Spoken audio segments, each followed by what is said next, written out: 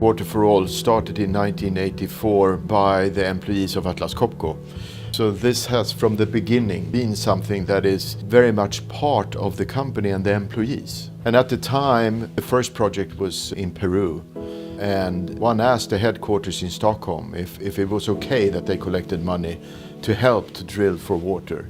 My father, being the chairman at the time, felt with his history of traveling around Africa as a salesperson for Atlas Copco, that this was a really, really good and interesting project, and said the company has to help in one way or another. And they then took a decision that they will double the money that the employees collected. And that has continued since 1984. When our father passed away, we said that, please don't send flowers. There is an organization that he really, really liked, and that is the organization Water for All within Atlas Copco. So if you want to do something, please contribute to that organization. My father had a lot of friends, so the amount of money that came into this organization was enormous. So we decided together with Atlas Copco that it was better to see to it that this was a foundation where we could use the contribution from that foundation, the investments that that foundation is doing, to help Water for All as a whole in certain projects.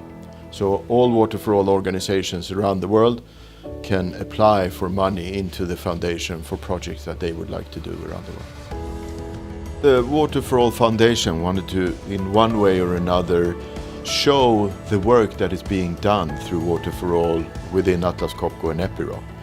So we decided to, on a yearly basis, give out an award to a country, an organization, whoever is working within Water for All for Atlas Copco, Epiroc around the world, to show the appreciation and to show the work that is being done.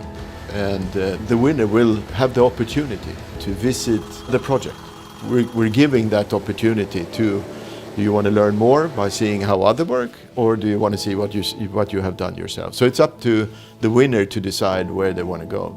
So it's a way for us to try to widen the knowledge about what these people actually are doing. They are all voluntaries, so they are doing this on their free time. Water is the most important thing we as humans need. And in large parts of the world, in many areas that I have to admit I didn't understand, we had a lack of water. We still have lack of water in part of Eastern Europe.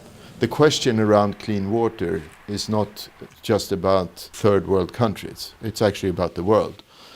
With the experience that I have received through working with Water for All and being down in Malawi, for example, one can realize that you come to a village that doesn't have clean water.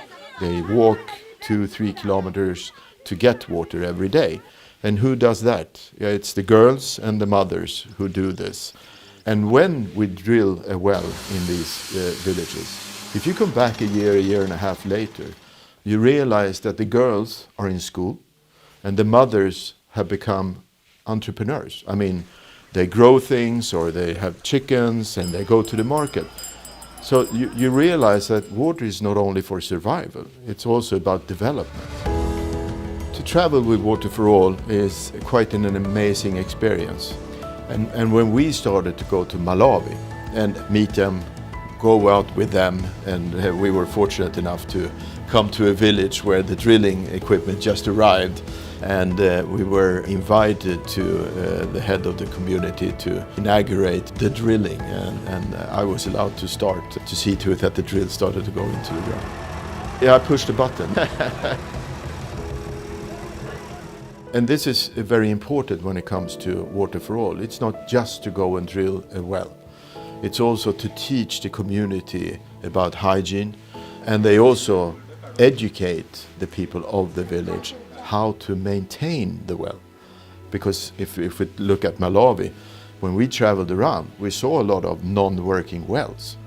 And the reason for that is that nobody told them how to keep the pumps working. So that's also a very important part of Water for All, is to not just drill and leave. It's to teach before about hygiene, and then see to it that the wells can actually continue to survive and educate them in how to service the pumps. I think still the main thing is to see that the young people are actually being able to go to school. That the younger girls who are the one that used to have to go and fetch water can now actually get an education, because that is the future. Water for All is a fantastic example of how we all can help. It can seem that it is in a very small way, but it has a huge impact. And that really inspires me. And I'm a proud member of the Atlas Copco Epiroc community, because I think what they do is amazing.